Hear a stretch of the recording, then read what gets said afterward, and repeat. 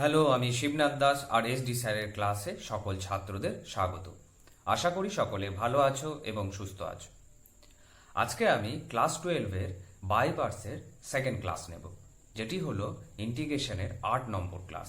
এর আগে আমি ইন্টিগ্রেশনের ওপর 7টি ক্লাস নিয়েছি।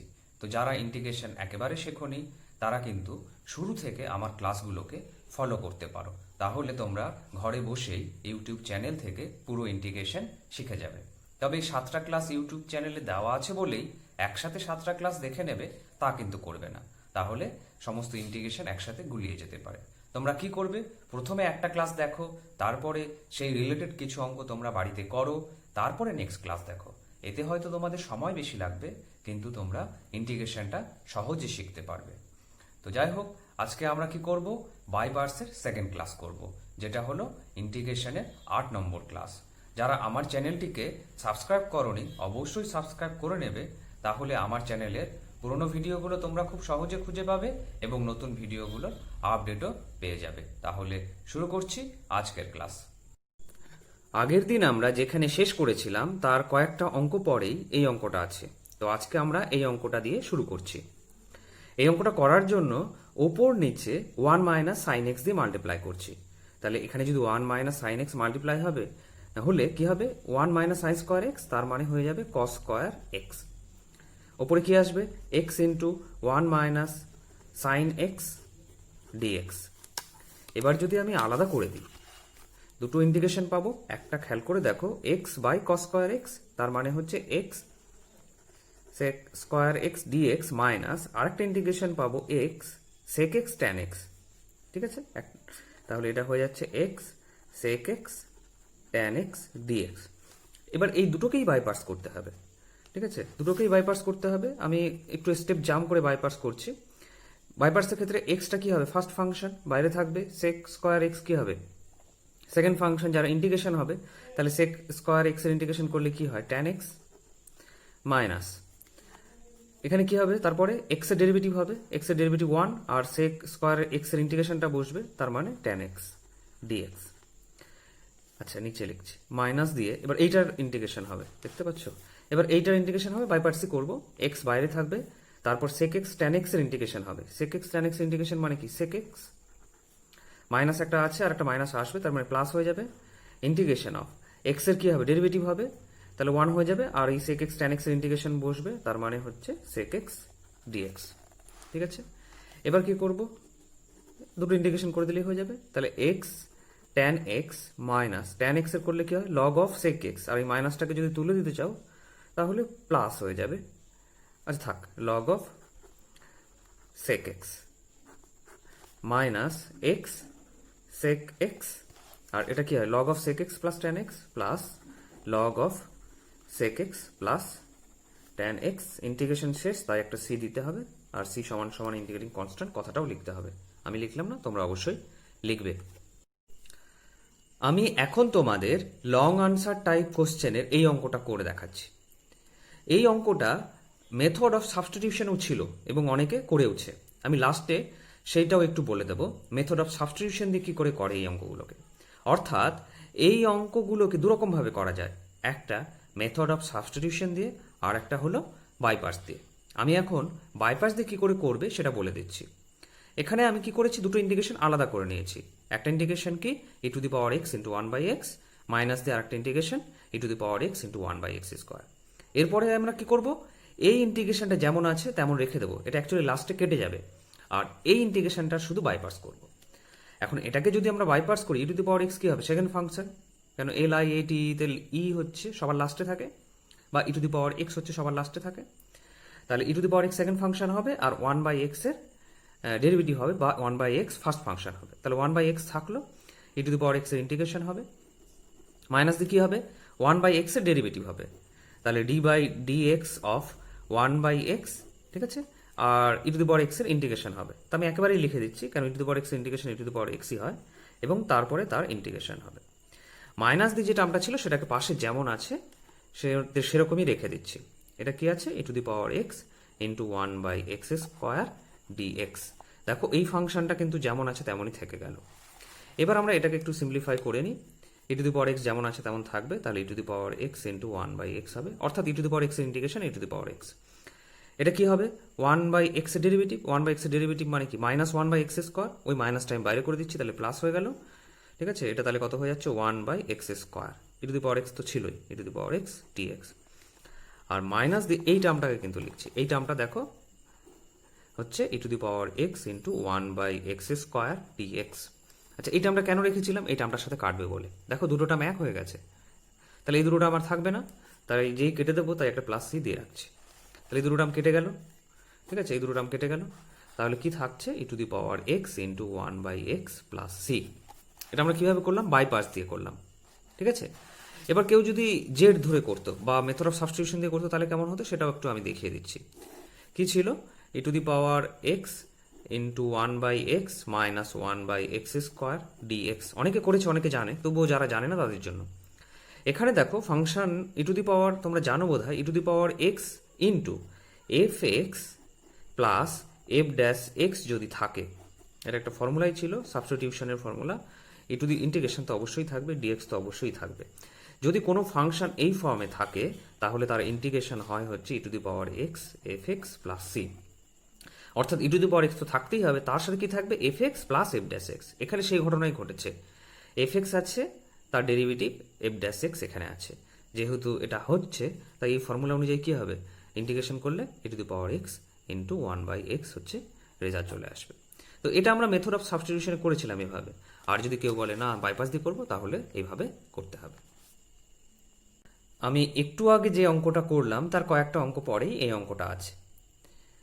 অনেকেরই মনে হচ্ছে স্যার এরকম তো একটা সূত্র ছিল e to the power a x cos b x এর সূত্র। হ্যাঁ অবশ্যই সূত্র আছে, যেটা যদি আমি এখানে লিখে দিই এক লাইনে অঙ্কটা শেষ। কিন্তু অনেক সময় এই ধরনের অঙ্ক দিয়ে এইচএসে 4 মার্কস দেয়, সেক্ষেত্রে নিশ্চয়ই এক লাইনে অঙ্কটাকে করে দিলে চলবে না, কিন্তু যদি আমাদের কোনো কম্পিটিটিভ এক্সামে এই ধরনের অঙ্ক আসে তাহলে সেক্ষেত্রে আমরা অবশ্যই সূত্রটা ব্যবহার করতে পারি, কারণ সেক্ষেত্রে এমসিকিউটা টিক দেওয়াই হচ্ছে প্রধান কাজ।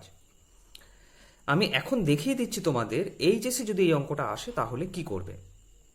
4 মার্কস দিয়ে যদি অঙ্কটা আসে প্রথমে কি করতে হবে, এটা সমান সমান আই ধরে নিতে হবে, ঠিক আছে। আমরা কি করব, লেট আই সমান সমান integration of E to the power 3x cos 4x dx। কেন আই ধরলাম একটু পরেই বুঝতে পারবে। এবার বাইপাস করতে হবে, cos 4x ফার্স্ট ফাংশন হবে, যেমন ছিল তেমন থেকে যাবে, e to the power 3x second function হবে, সেকেন্ড ফাংশনের কি হয় ইন্টিগ্রেশন হয়, একেবারে আমি ইন্টিগ্রেশন করে দিচ্ছি সময়টা বাঁচবে বলে। ই টু দি পাওয়ার 3x/3 হবে, ইন্টিগ্রেশন করলে মাইনাস দিয়ে কি হবে ফার্স্ট ফাংশনের ডেরিভেটিভ, ফার্স্ট ফাংশনের ডেরিভেটিভ মানে cos 4x এর ডেরিভেটিভ, cos 4x এর ডেরিভেটিভ করলে মাইনাস আসে একটা, প্লাস হয়ে যাবে, আর একটা কি আসবে 4 আসবে, 4 sin 4x, এটা হলো cos 4x এর ডেরিভেটিভ, আর এই ইন্টিগ্রেশনটা তো বসবেই, সেটা কি e to the power 3x/3 dx, ঠিক আছে। বাইরেটা তো কিছু করার নেই, তাহলে 1/3 e to the power 3x cos 4x, এটা কত হচ্ছে 4/3। আবার দেখো ই to the power 3x sin 4x চলে এসছে, ঠিক আছে। তাহলে আবার বাইপাস করতে হবে, আবার ফার্স্ট ফাংশনকে sin 4x, তাহলে sin 4x কে রেখে দিলাম, আর e to the power 3x এর ইন্টিগ্রেশন হবে একই রকমভাবে ই টু দি পাওয়ার 3x/3 হবে, এরপরে কি হবে মাইনাস দিয়ে sin 4x এর ডেরিভেটিভ হবে, তাহলে sin 4x এর ডেরিভেটিভ কত হয় 4 cos 4x, ঠিক আছে, 4 cos 4x, আর এই ইন্টিগ্রেশনটা বসবে সেটা কি e to the power 3x/3, তার সাথে কি হবে একটা dx। এই ইন্টিগ্রেশনটা দিয়ে আমরা কিন্তু অঙ্কটা শুরু করেছিলাম, অর্থাৎ e to the power 3x cos 4x, তার মানে এই 4/3 যদি আমি বাইরে বের করে দিই এটা আই হয়ে যাবে। তাহলে প্রথমে টার্মগুলো আগে লিখে নিই, 1/3 e to the power 3x cos 4x plus, আচ্ছা এখানে 3 আছে তাহলে এটা হচ্ছে 4/9 ই to the power 3x sin 4x, ঠিক আছে। আচ্ছা এখানে 4/3 এখানেও 4/3, তাহলে মাইনাস 16/9, ঠিক আছে।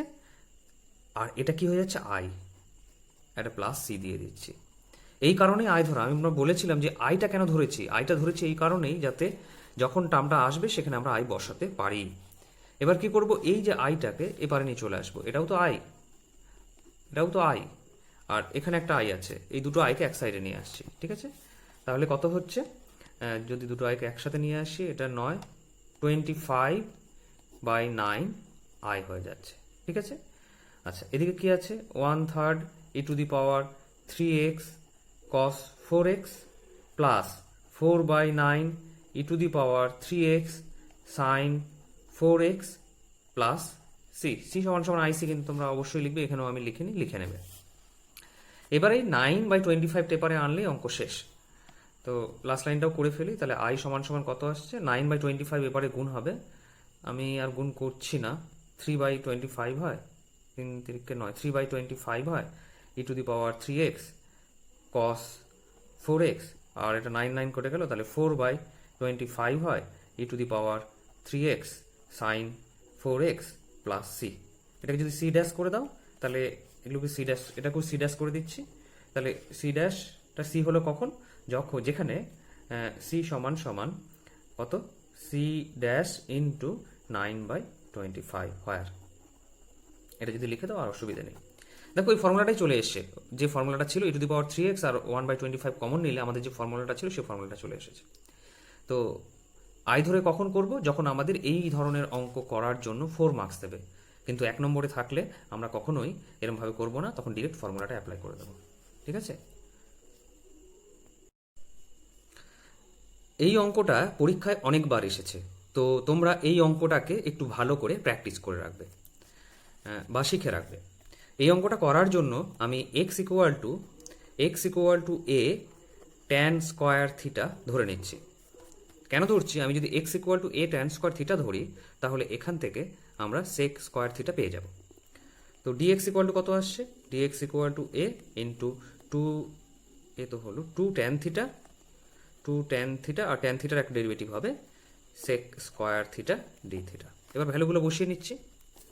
আচ্ছা, ভ্যালুগুলো যদি আমি এখানে বসিয়ে নিই, তাহলে কি আসছে, সাইন ইনভার্স, উপরে আসবে হচ্ছে এ tan স্কয়ার থিটা, আর নিচে আসবে এ, যদি কমন নিয়ে নিই, 1 প্লাস tan স্কয়ার থিটা। আচ্ছা, ডিএক্স এর ভ্যালুটা কি ছিল, 2a tan theta into sec square theta d theta. ঠিক আছে, এটা হচ্ছে ডিএক্স এর ভ্যালুটা, পুরোটা বসিয়ে দিয়েছি। ঠিক আছে। আচ্ছা, এইটাকে সিম্পলিফাই করলে সাইন থিটা হবে, তোমরা একটু করে দেখবে, এ কেটে যাচ্ছে, কেটে সাইন কস যদি বসিয়ে দাও ট্যানের জায়গায়, তাহলে এটা সাইন থিটা আসবে। তাহলে সাইন ইনভার্স সাইন থিটা করলে কত হবে, থিটা হবে। ঠিক আছে। আচ্ছা, আর কি ছিল, 2a tan theta sec square theta d theta. এবার আমাদের বাইপার্স করতে হবে, টু এটা কনস্ট্যান্ট, বাইরে রেখে দিচ্ছি। এবার বাইপার্স যদি করি, থিটাটাকে আমরা ফার্স্ট ফাংশন ধরবো, আর এই টোটালটাকে কিন্তু আমরা সেকেন্ড ফাংশন ধরবো। তার কারণ tan থিটা = z ধরলে sec square theta d theta dz হয়, অর্থাৎ এই ফাংশনটার ইন্টিগ্রেশন করা যায়। আর বাইপাসের রুলই হচ্ছে যে ফাংশনটার ইন্টিগ্রেশন করা যায় সেটাকে আমরা ইন্টিগ্রেট করব। যদিও এটাকে ইন্টিগ্রেশন করা যায়, কিন্তু এটা ইন্টিগ্রেশন করলে থিটা হবে, তারপর থিটা স্কয়ার বাই 2 হবে, অর্থাৎ বড় হয়ে যাবে, ছোট হবে না। কিন্তু এটা ডেরিভেটিভ করলে ছোট হবে, তাই এটা ডেরিভেটিভ করছি, আর এই ফাংশনটার ইন্টিগ্রেশন করা যায় বলে এটাকে ইন্টিগ্রেট করছি। তো একবার বাইপাস করে দেবো। আচ্ছা, লিখে নিই, theta tan theta sec square theta d theta, এটা কি হবে, মানে ভি হবে, এটা ফার্স্ট ফাংশন হবে, এটা সেকেন্ড ফাংশন হবে। তাহলে 2a বাইরে থাকলো, 2 এটা সবার সাথে গুণ, ফার্স্ট ফাংশন যেমন ছিল তেমন থেকে যাবে। এটার ইন্টিগ্রেশনটা একেবারে করে বসিয়ে দিচ্ছি। tan থিটা = z ধরলে sec square theta d theta = dz হবে, তার মানে z dz হয়ে যাবে, অর্থাৎ z স্কয়ার বাই 2 হবে, that means tan square theta by 2 হবে। তোমরা এই ইন্টিগ্রেশনটা আলাদা করে নিতে পারো, নিয়ে এখানে বসাতে পারো, সুবিধা হবে। তা না হলে এখানে আবার z ধরে ইন্টিগ্রেট করে বসাতে গেলে অনেক সময় লেগে যাবে। তো আমি একেবারে করে দিচ্ছি, তোমরা পারলে একেবারে করে দিতে পারো, কোনো অসুবিধা নেই। এটা ইন্টিগ্রেট করলে tan square theta by 2, second ফাংশনের আমরা ইন্টিগ্রেশনটা বসালাম। ঠিক আছে, অর্থাৎ এই ফাংশনটার ইন্টিগ্রেশন করলে এটা আসে। মাইনাস দিয়ে কি হবে, ফার্স্ট ফাংশনের ডেরিভেটিভ হবে, থিটা ডেরিভেটিভ করলে কত হবে, 1 হবে, আর লিখলাম না। আর এটা ইন্টিগ্রেশন করলে তো এটাই হবে, যেটা হচ্ছে tan square theta by 2 d theta হবে, ব্র্যাকেট ক্লোজ করে দিচ্ছি। আচ্ছা, এইবার এটা গুণ হয়ে যাচ্ছে, 2 কেটে যাচ্ছে, তাহলে এখানে থাকলো হচ্ছে a theta tan square theta. আচ্ছা, এটার তো ইন্টিগ্রেশন হবে না tan স্কয়ারের, কিন্তু সেকে নিয়ে গেলে হবে। এটা করলে কত হবে, sec স্কয়ার থিটা মাইনাস 1, তাহলে sec স্কয়ার থিটার -1 এর ইন্টিগ্রেশন করলে, আচ্ছা একটা ভুল হচ্ছে, 2 এটা এখানেও গুণ হবে, 2 এটা যদি এখানে গুণ করে একেবারে বসাচ্ছি, হ্যাঁ 2 এটা এখানে গুণ করে দিলে 2 কেটে যাচ্ছে a থিটা, 2 এটা যদি এখানে গুণ করি শুধু a থাকবে। আচ্ছা, a থাকলো। আচ্ছা, এবার কি, এটাকে sec স্কয়ার থিটা -1 করে ইন্টিগ্রেশন করছি, তাহলে এটা হয়ে যাচ্ছে tan theta minus tan theta minus theta plus C.